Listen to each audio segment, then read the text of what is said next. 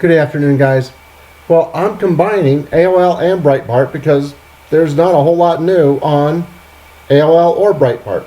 So, from AOL, basically what you have is they're talking about Trump accusing Obama of wiretapping, and Obama and his people, they're denying the wiretapping stuff, which I have a hard time believing that Trump would say such a thing unless he had some information, something concrete. And yeah, it's possible he could be fishing, but as one of the viewers said, they did this back in October. So anyway, it's I've got a feeling that it won't be impossible, if even that hard to prove. I've got a feeling too that Obama and his people are crapping in their drawers, and so you've got a whole lot of people in different areas that are very concerned, to say the least. Here's something that I find really interesting. The DOJ investigating an Oregon judge for apparently helping an illegal immigrant escape. It says a county judge in Oregon is under fire for allegedly helping an illegal immigrant use her private entrance to avoid being captured by federal agents. The judge is not facing criminal charges at this time. However, the Department of Justice is looking into the matter. It says, I was troubled because on the face of it, what I learned, or what I heard, sounded like potential federal criminal law violations and or ethical violations. U.S. Attorney Billy Williams told Willamette Week reporters. Generally, we're talking about obstruction of justice. Now, this for a judge, a county judge, that's kind of a big deal. And so, could she lose her job? Yes. Could she go to jail? It's possible. It is certainly possible. And then five major things that the far left didn't really care about with Hillary when it came to Russia. For example, Hillary Clinton approved the transfer of 20% of U.S. uranium to Russia, and non-investors in the deal funneled $145 million to the Clinton Foundation. Now, this is while she was head of the State Department.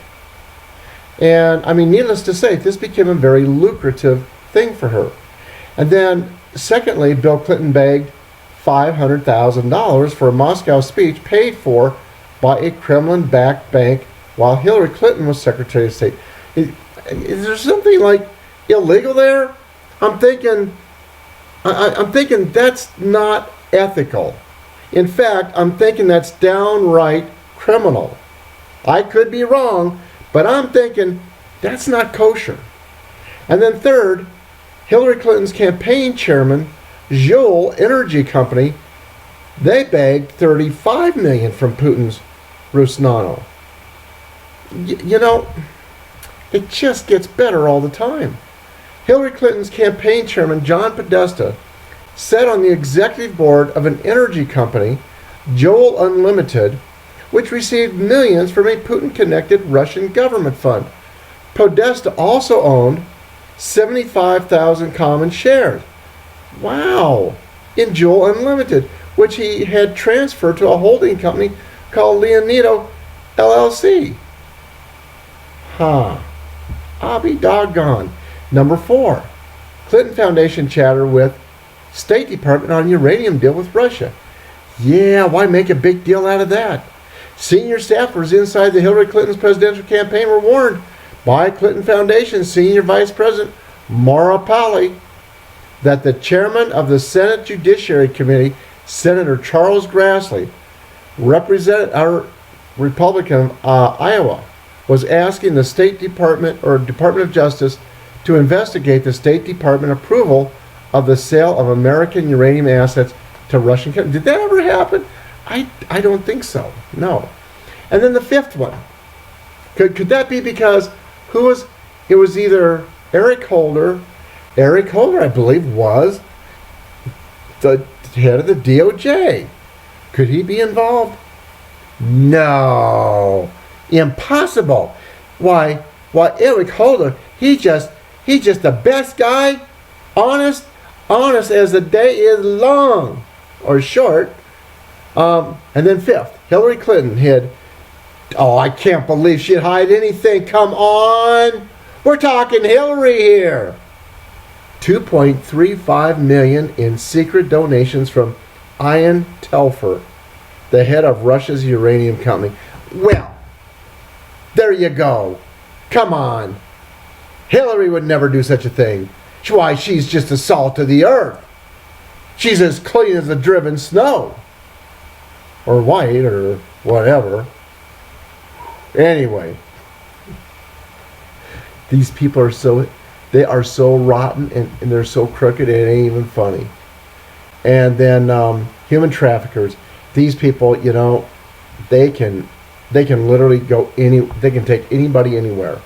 They say governments are using basically Trump and his immigration policy.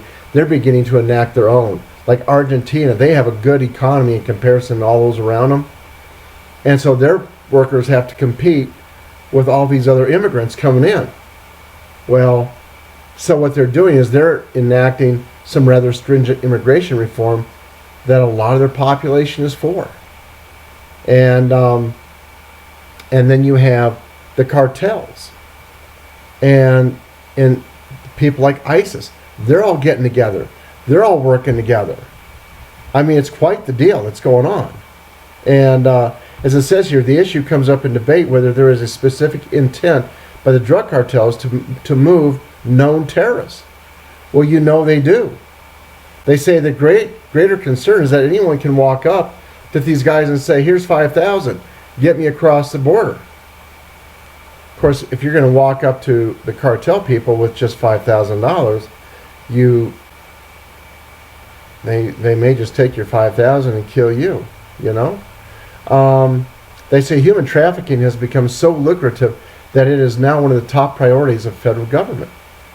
And it certainly, I think, is a top priority, or one of the top priorities of the Trump administration. Now, you would think the Democrats would really care about that, but apparently not. They say these drug cartels can ship anyone, really. So the terrorists know that. They can easily, with the refugee issue, just embed themselves in a massive group of people and cross the border. Anyway, that's all for now, guys. God bless y'all. Have a good day, and I'll talk to you later. Bye-bye.